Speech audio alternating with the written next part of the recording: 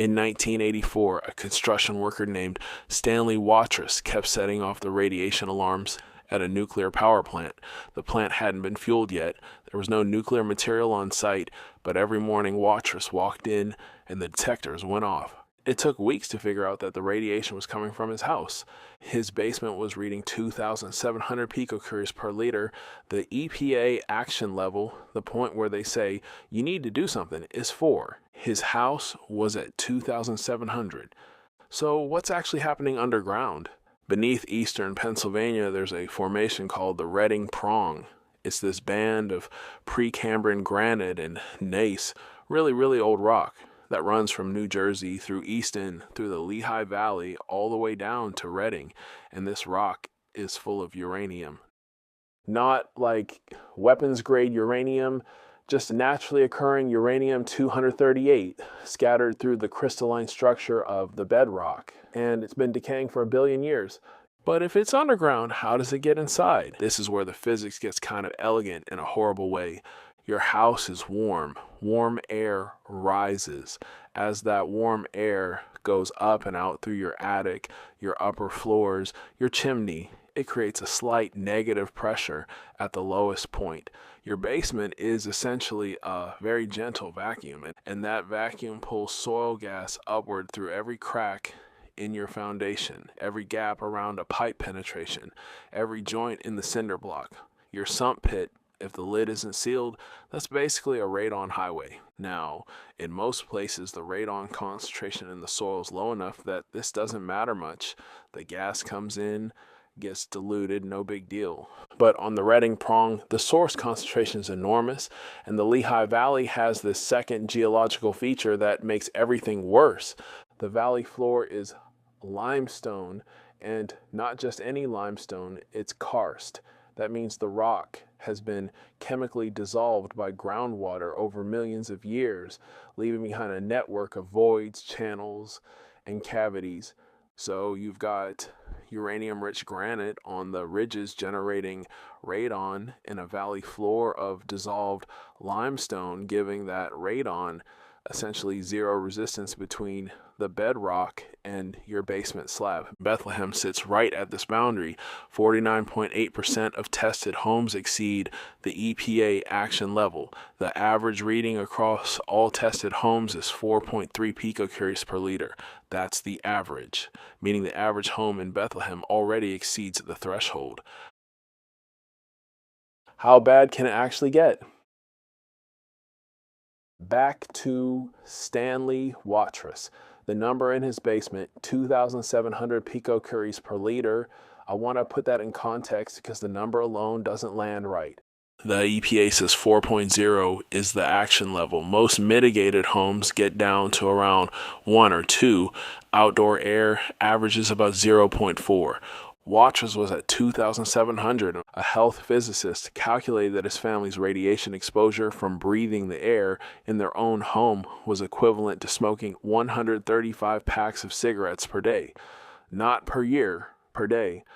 Their cancer risk had gone up by 13 to 14% just from living there. The thing about the Watras house that actually matters historically is what happened after. Before 1984, nobody tested homes for radon. It wasn't a thing. The EPA didn't have a residential radon program. States didn't map radon zones. Home inspectors didn't carry test kits.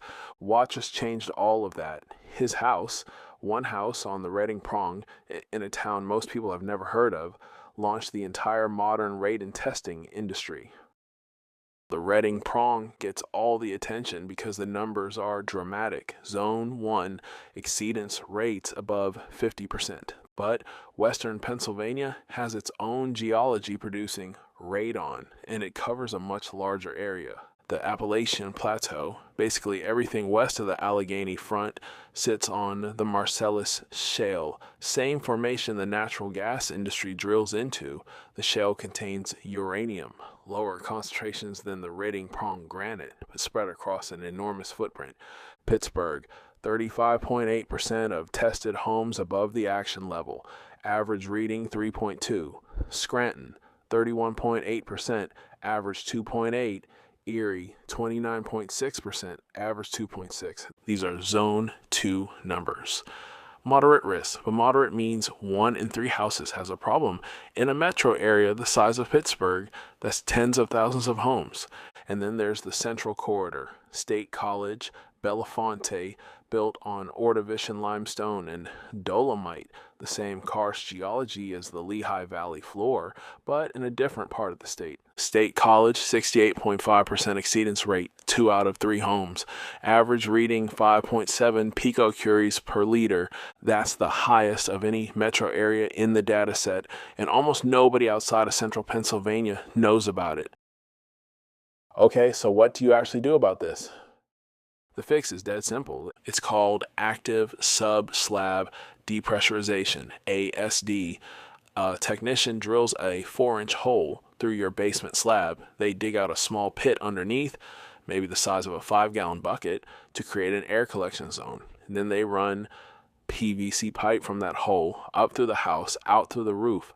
A fan on the pipe, usually something like a Radon Away RP145 for residential loads, creates negative pressure under your slab.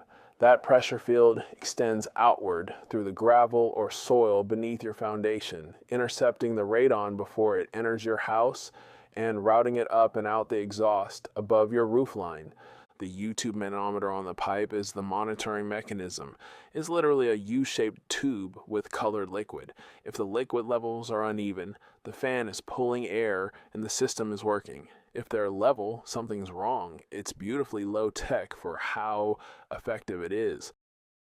Cost: $800 to $2,500 depending on foundation type, house size, number of suction points needed, and how complicated the pipe routing is.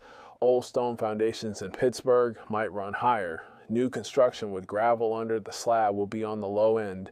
Installation takes a day. Post-installation testing typically shows a 90 to 99% reduction. A $1,500 fix for a problem that kills 21,000 Americans a year. The cost per outcome ratio is honestly hard to beat anywhere in home health. But to understand why this gas exists at all and why Pennsylvania has so much of it, you have to go about 1 billion years underground. Uranium decays into thorium, thorium decays into radium, and radium decays into radon-222, a gas.